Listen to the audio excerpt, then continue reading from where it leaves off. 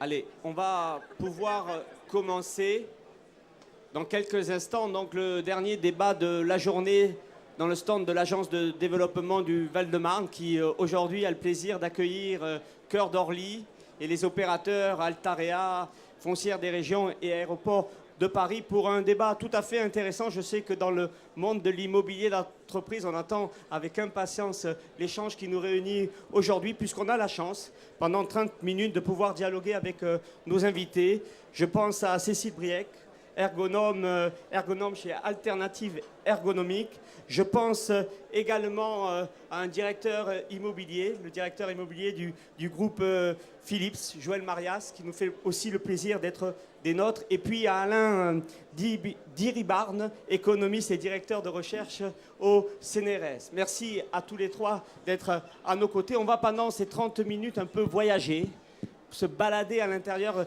d'un des projets qui s'annonce comme un des projets les plus ambitieux en matière d'aménagement et de développement économique, justement, qui va s'efforcer de concilier le sujet de la vie en ville, de la vie et de l'entreprise, puisque c'est l'objectif des urbanistes et des opérateurs à travers Cœur d'Orly. Pendant 30 minutes également, à travers l'échange que nous allons avoir ensemble, nous allons pouvoir un peu parcourir toutes les problématiques de l'immobilier d'entreprise, de la localisation, du poste de travail. Et on verra avec vous, madame, que ce n'est pas seulement la table et le bureau. On regardera aussi avec une attention particulière les nouvelles formes d'organisation du travail et comment celles-ci influencent les problématiques de localisation et d'immobilier d'entreprise. Avec vous, monsieur, chercheur au CNRS. Et puis, bien sûr, toujours le regard d'un utilisateur, de celui qui s'est confronté à cet exercice. On sait que des fois, l'exercice est périlleux. Avec vous, monsieur Marias, puisqu'on pourra découvrir le grand projet que vous avez animé dans la dernière période chez Philips. Alors, on va commencer dans le vif du sujet pour parler des nouvelles formes d'organisation. Alors, l'espace, bien sûr, de travail, c'est important. Madame, on sait que celles-ci ont pu évoluer dans la dernière période et qu'aujourd'hui, de plus en plus, c'est important de réfléchir comment le salarié se sent bien dans son organisation de travail, comment il peut travailler au mieux. D'une certaine manière, quand le salarié travaille bien, c'est l'entreprise qui est performante. Alors, ce serait bien que vous nous expliquiez, vous avez un micro, comment vous voyez, vous, comme ergonome, ce sujet. Merci, ça va être compliqué de faire court. Voilà, juste pour renforcer ce que vous avez dit, l'ergonomie est souvent vue comme les produits ergonomiques, donc on le réduit à une table ergonomique ou une chaise ergonomique.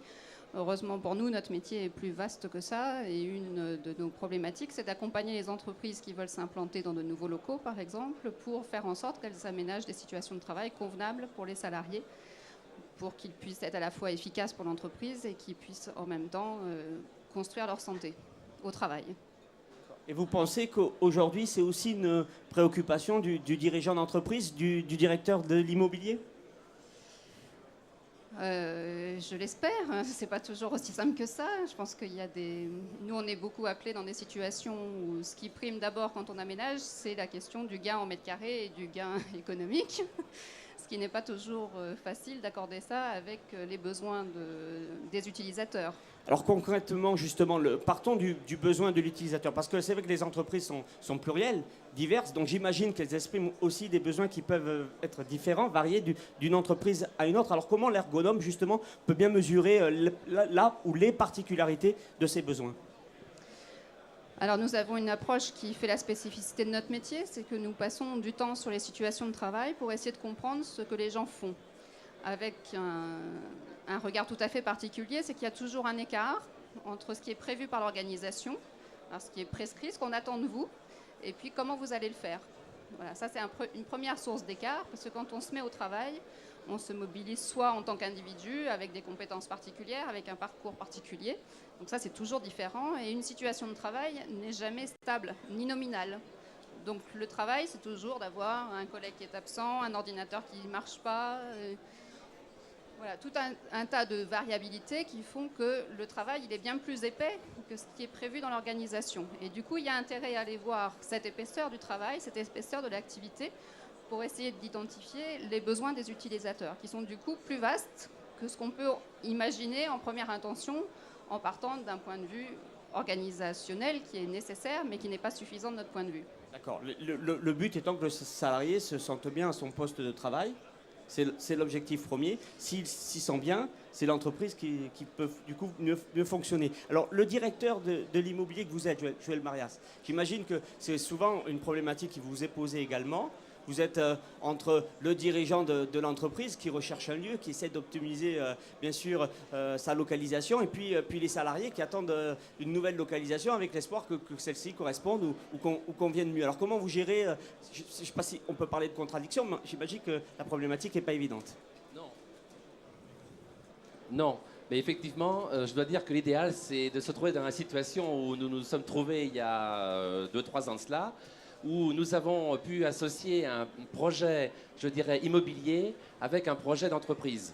Où, en étant au tout début de ce projet, je dirais associé à la réalisation du projet immobilier, avec un maître d'ouvrage délégué qui en plus est commun, qui était Cogedim, entre la partie réalisation, création de l'immeuble et la partie aménagement intérieur pour créer le bien-être et la santé, qui sont, je rappelle, les deux mamelles de Philips aujourd'hui et qui font l'objet de la publicité qu'on voit sur tous les écrans, eh bien, il ne faut pas se trahir. Il faut que ce soit bien pensé, il faut le travailler et il faut le faire avec les gens. Il faut le faire en coordination avec eux. Les gens, c'est les salariés. Ce sont les salariés. Il faut créer des groupes de travail. Il faut les associer au projet depuis le début. Il faut leur expliquer en toute transparence ce que l'on va faire, quelle est l'orientation qu'on va donner. Et ça, c'est très important. C'est ce que vous avez fait. Alors, c'est ce qu'on a Puisque fait. vous avez porté, je crois, un très beau projet. Alors, il n'est pas dans le Val-de-Marne, donc si vous pouvez ne pas citer la ville, on va pas citer la ville. Je vous en serai reconnaissant. Mais en même temps, je sais que ce que vous avez fait est un très beau projet, une très belle réalisation. Et c'est bien pour les utilisateurs, les professionnels, que vous puissiez nous en dire un peu plus. Je dirais que l'avantage, c'est d'expliquer aux gens, au travers d'associations que l'on constitue avec eux, de grands types de groupes, que sont les groupes verticaux, pour essayer de travailler tout ce qui est macro-zoning, space planning avec eux, leur donner des grandes règles d'implantation, participer à la mise en place d'une charte d'implantation, mais aussi des groupes horizontaux qui vont permettre transversalement de pouvoir régler les modes de vie, de dire qu'en fonction de l'immeuble qui va se créer, voire même d'influencer légèrement la construction ou l'aménagement de cet immeuble à l'intérieur pour créer les meilleures conditions et les bases de vie et de santé dans ce futur immeuble, c'est l'idéal de pouvoir le faire avec les gens dans des groupes de travail, cette fois-ci à l'horizontale, qui vont déterminer eux-mêmes leur mode de vie, la façon de s'identifier dans l'immeuble, la façon de créer les nouveaux espaces, la façon de s'y implanter et puis, je dirais, d'y vivre. Mais je pensais que Joël et Cécile seraient peut-être en contradiction. Mais là, j'ai l'impression que vous dites la même chose, peut-être d'une manière différente, mais vous êtes assez d'accord. Ça mériterait qu'on rentre dans le détail. Alors rentrons dans le détail, Joël, parce que je sais en même temps que ce que vous avez pu faire, c'est parce qu'il y avait un contact direct entre l'entreprise et l'investisseur. C'est un peu la chance aussi du projet Cœur d'Orly, c'est qu'on arrive au bon moment, l'entreprise et l'utilisateur peut influer justement sur le projet. D'une certaine manière, le projet d'immobilier devient le projet d'entreprise.